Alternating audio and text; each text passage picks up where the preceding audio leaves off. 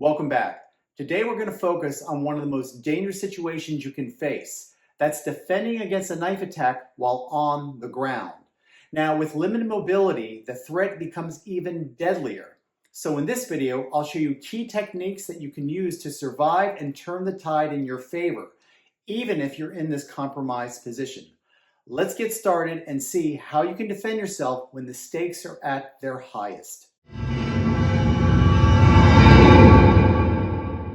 What we're going to talk about is fighting on the ground with knives. If you're attacked, let's say for example you're in a stand-up confrontation and you struggle and you slip and fall and go to the ground. You slip on a banana peel or a newspaper and you fall to the ground, or whatever reason the fight goes down to the ground and the opponent pulls out a knife. We're going to do something called a knife struggle drill, and what it's going to do is develop tactile sensitivity. It's going to be a little bit of conditioning, and it's going to teach you about different types of energy and pressure when someone's trying to stab you viciously with a knife. We're going to start with Pete lying down on his back here. I'm going to mount. Tim, is this a good position here? Yeah.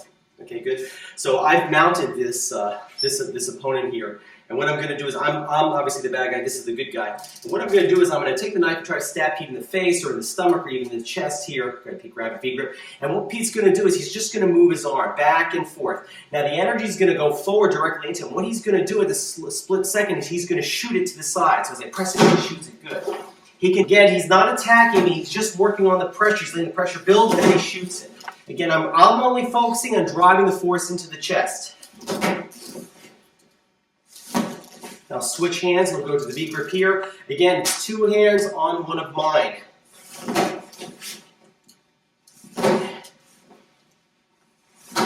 And I'm not punching yet. We're not adding that yet. All he's working on is dealing with the energy and the pressure and shifting it to the side.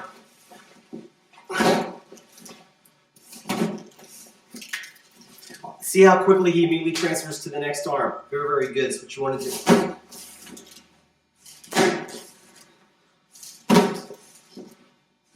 So now we're going to switch it. What we're going to do is we're going to switch it and have Pete on top of me. I'm still the bad guy. And again, I'm going to drive it into the center of Pete's chest or his throat, and he's going to shift it to the right and to the left. I transfer. He V-grips to one. Good. He's going to let the pressure get a little bit close to his chest, and then he diverts it to the side. Excellent.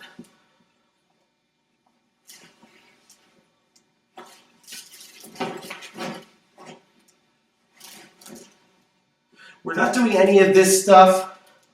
None of this stuff. Again, we're just focusing on one particular point of attack. Again, the bad guy's holding the knife. Good guy's on top, and he's controlling it, using energy.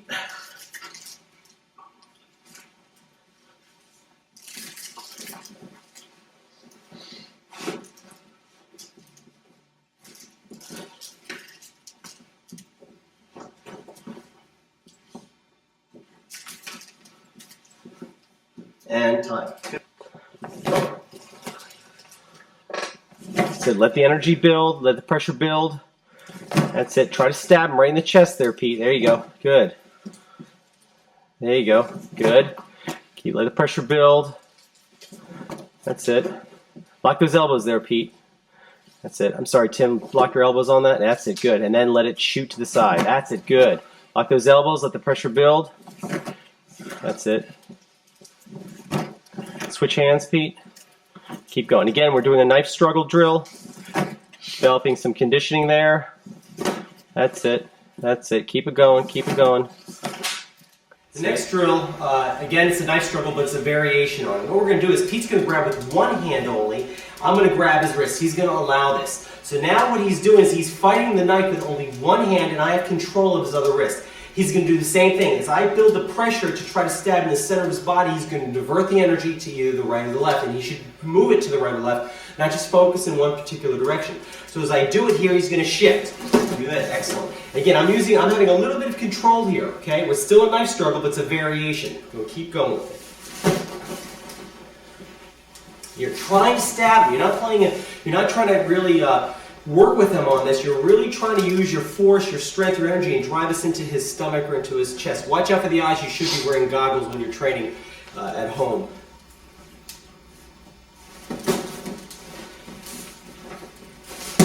Excellent. Good.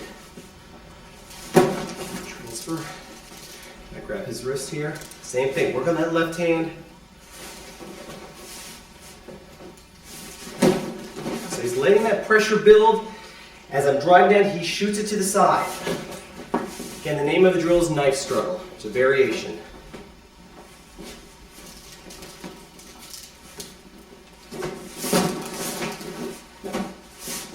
A lot of knife attackers will actually hold Pete for 1 second. They'll put their weight down into it, as you can tell. Feel the difference in that, Pete? Now here's just arm. I'm using pressure arm. Now I'm putting my weight into it. That's very common. It can occur. Okay, so this is a variation of the knife struggle drill. What we're going to do is we're going to build off the knife struggle drill and show you how it applies to a technique. When Pete has the knife and say, for example, he's trying to stab it into my face or my throat or my chest, obviously I'm going to V-grip. We discussed this in depth in my first tape, Control and Conquer 1, the V-grip position to control the knife. Now what's going to happen is pressure is going to build, he's going to try to stab. This is going to be for a brief second. When the pressure builds, I'm going to feel the energy and I'm going to divert the energy. For this case, let's just say for instructional purposes, I'm going to divert it to my right side. So when Pete builds the pressure, I shoot it to the right. Naturally, Pete's weight is supported on this arm. So his natural instinct is to try to regain his balance. For him to regain his balance, what is he going to do? He's going to come back up. That's where the window of opportunity presents itself. Notice how my knees are up, ready in a position to bridge and bump him over. Again, this is something I address in my basic ground fighting tape. So the pressure is building, and what I'm doing is I'm going to use this energy and divert it to the side. Let the pressure build. When he comes up to counterbalance, that's when I use it as a window of opportunity to bump. From this position, now look how Pete has his legs wrapped around me. Look how Pete. The odds are, in a street fight, of a man putting you in a guard or slim to none, I talked about in my other tapes. People who wrap their legs around you have ground fighting experience. The average psychopath on the street does not have ground fighting experience, so the odds are he's not going to wrap his legs around your waist. It can happen, and we do teach how to counter that, but for this drill and for this tape, we're not going to have the guard around you. Once I get control of this knife, Pete, Tim, can you come over here? What I'm going to do is just focus on this. I'm going to stretch his arm out as far away from his body as possible because I don't want him to grab that knife with that other hand. Notice how I tuck my head down so Pete can't gouge the eyes, bite, punch effectively. So this is the position you want to be for right now at the completion of the drill. Okay, let's try it again. Again, bad guys on top. Notice the position I'm in to protect. He's trying to stab into the chest. I control. When the energy builds, I shoot to the side. I look at the position I'm in, stretching completely away from him. Let the energy build. Pressure. Okay, Pete. Stretch it out, stretch it out, stretch it out. Good job. Go back. Lower on the mat, guys. Lower on the mat. All the way down the mat. Good job, good job.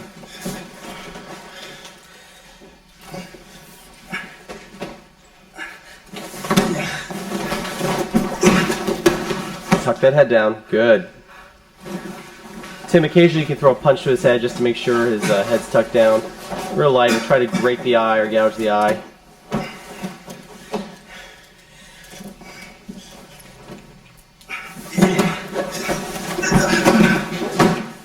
Good mount.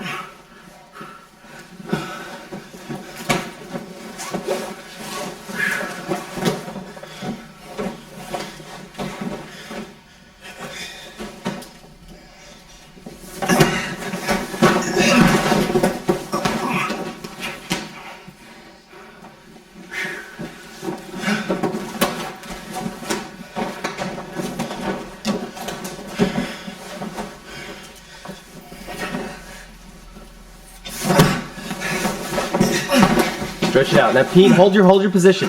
People don't realize that obviously now you're on a hard surface here.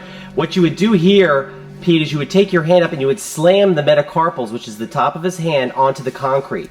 Repeatedly, he will let go of that knife. That's one way. Just keep smashing it into the concrete. Now, you don't want to compromise your grip, so you want to hold on with that V grip and you want to pound it. You may have to angle the arm and his hand in a certain way, but smashing that hand down into the concrete will help. Actually, it will break his hand and help loosen that grip. That's one of the ways you can try to negate the grip of that knife. Good. Go back. Can you simulate that for the next one? We'll do one more. Sure. Okay, so we're on mat, so it's nice and friendly on our knees and our hands, but you guys will bump and roll off it. Begin. That's it. Smash it down. That's it. Tense. That's it. Stab, Pete. Keep trying to stab. Keep trying to stab.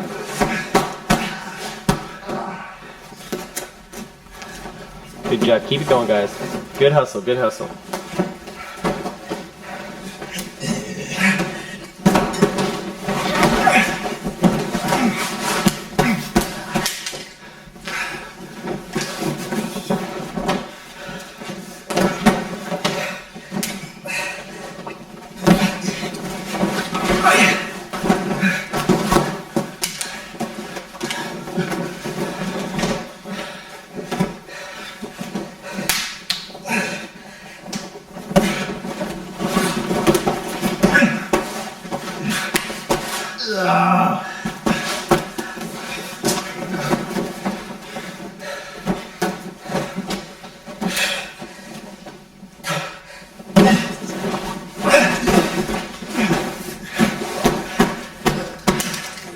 And students of reality-based self-defense are very concerned about ground fighting, that someone may pull out a knife and stab you. Yes, it's very dangerous. Yes, it's a possibility that that can occur. But you have to understand that it's not as easy as you think.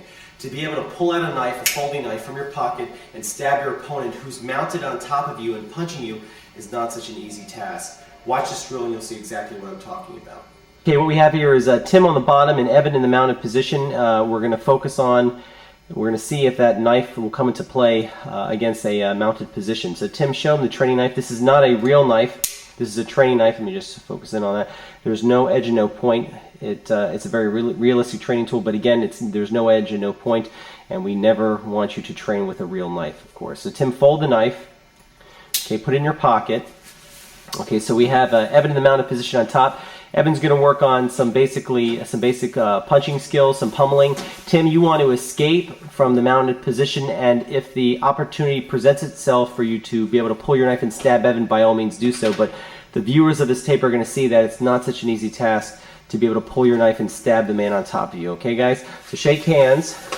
Okay, ready, and begin. Try to get that knife, Tim. Try to get that knife.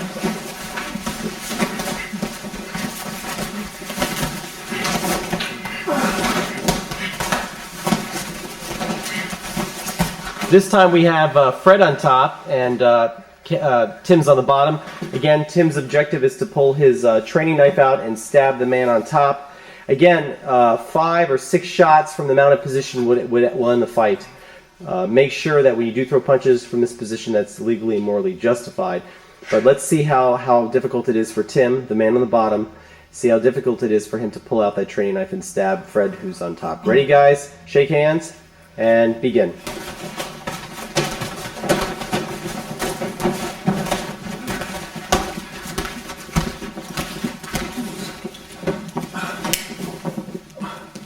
Keep punching, Fred. There you go. Ready, and shake hands, begin.